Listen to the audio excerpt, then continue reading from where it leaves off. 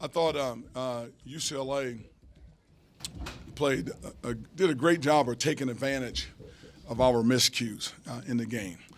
We were not as sharp as we were at Arizona, and we weren't as sharp as we were at Arizona State. I thought we were a fatigued basketball team, particularly mentally, with some of the sloppy passes, the bad rotations. And it's not like they wanted to play bad. They wanted to play hard. They really did. But I saw a team that was just kind of worn down mentally. So we just got to take a couple of days and get our legs back. We got home late Sunday night. We gave them Monday off. We did very little on Tuesday, trying to conserve as much energy as possible. But it's hard to beat a team of that caliber who's been sitting here with a week off and they're fresh and they're so doggone skilled if you can't come in razor sharp. And I wish we could have given them a better game just in the energy department. Now, that being said, we hung in there. We had some opportunities, but we never got over the hump to put that pressure on them where you could get up on them in that second half. It seems like when we got right there, again, there was a mental breakdown, a bad pass, a bad rotation, all fatigue stuff. And nothing I can do about that. I'm proud of them that they battled, but that's too good of a team to not be sharp because Ball is a great player. And anytime you broke down mentally and did something sloppy, boy, he took advantage of it. 22 to 6 points off of turnovers. There's no way we can beat that team turning it over like that. And that's not a pressure defensive team. So it's not anything against them. They played great. They just took advantage of our miscues.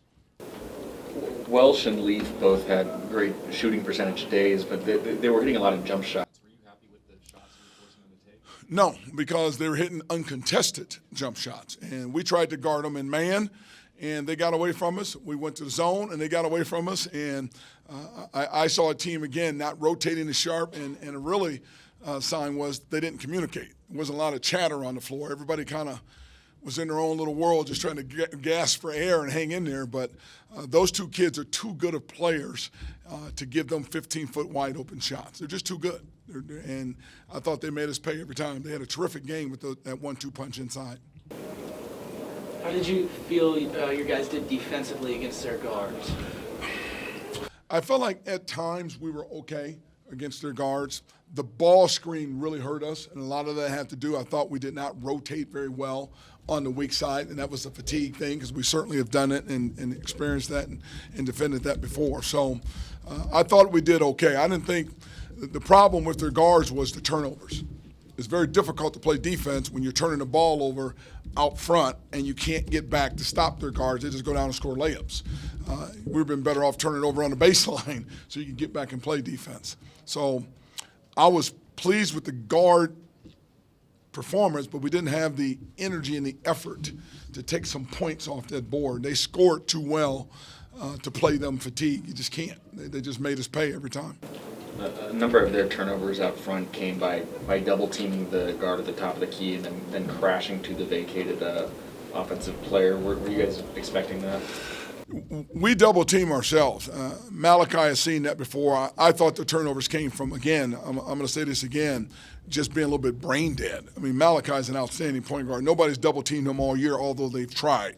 That's just to pull back, find the open man, and make him pay. The weak side stuff was Ball, being a great player and rotating when you don't put that crispness on the pass and those types of things. So they made us pay again. So to their credit, they played exactly like they've been playing. And they put their points up, and you need to take some points away from them. You can't give them points. And I thought we gave them a lot of points by turning it over out front and giving them an opportunity to get layups. Consecutive weeks where you've had an opportunity with about 10 minutes left to take a win from a top 10 team. Does it feel like you're getting close to springing one of those? The Arizona game probably more so because, again, we played with more tenacity in that game, even though we were out of timeouts and we're a little bit fatigued down the stretch because of that short bench. This game, the fatigue factor, again, these teams they're long, they're athletic, they're deep, and they got players, and you've got to be able to throw some numbers at them, take some things away. So on one side of it, yes, we're getting better. The program's better. We're playing better. The crowd's better. The energy's better. But on the other side of it, again, to beat that caliber of team, you've got to really be on your game and be razor sharp. And we just weren't good enough tonight to put ourselves in that position to have that opportunity. We played good in spurts, but we just weren't good to have what I call the mental fortitude against a team of that caliber. You just can't break down and give them points like we did tonight. They took advantage of it to their credit. Coach Gann, as a head coach, when you have a couple days and you have a talented USC team coming in, you said your team is mentally and physically a little drained. What do you do as a coach over these next couple days to get the team ready? Is there anything different you do after a tough game like this? Well, this team is what I call game ready when they come in fresh.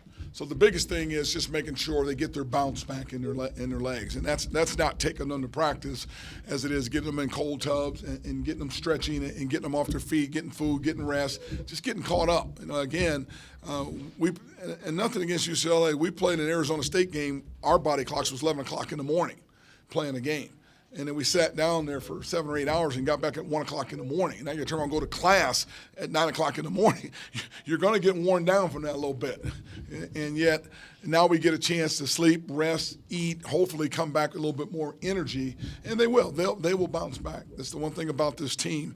They've always bounced back. So I would expect us to play with a lot more energy and grit come Saturday. Could you tell before the game that your team was mentally fatigued like that? I could tell yesterday in practice that they were kind of moving slow, and you kind of get them through it and everything. We really conserved energy today. When the game got going, I thought Connor was good inside because he didn't have to do much. He's inside, he's not moving as much, but I could tell when the game started we weren't moving as hard, we weren't cutting as hard, but literally jogging through offense. And you can't do that with a team of that caliber. You just can't. You got to move that team, cut harder, post harder, do those types of things. I have one more question for you, Coach. Josh Hawkinson, 9 assists today. UCLA was really heavy on bringing the double team anytime your postman touched the ball. Talk about the evolution that Josh has gone through in these 4 years where he's been able to show that he's a fantastic all-around player. Well, his evolution is that he's a senior now, and each year he's gotten a little better and he's expanded his game more. I thought he shot the ball well. We took advantage of their double teams at times with both him and Connor diving on the weak side or Josh knocking down the three. So to his credit, he just continues to get better and better each year. So hopefully he can close out his senior year in a positive way.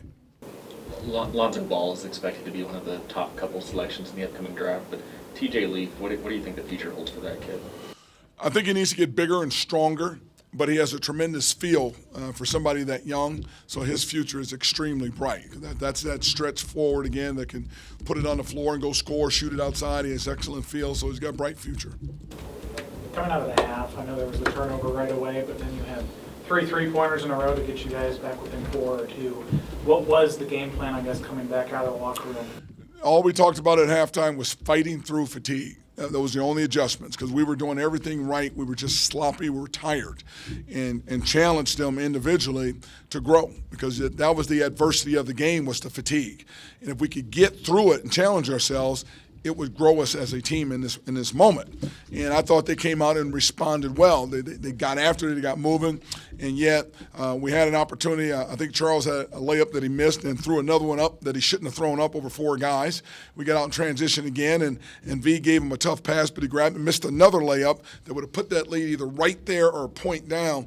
That could have been the difference right there. And when we didn't do that and they pushed the lead back up, that's kind of demoralizing mentally that you just didn't get over the hurdle on that, and that was hard to do. And I thought we never really got back to where we were going to be controlling the game. We got close, but they were always in control.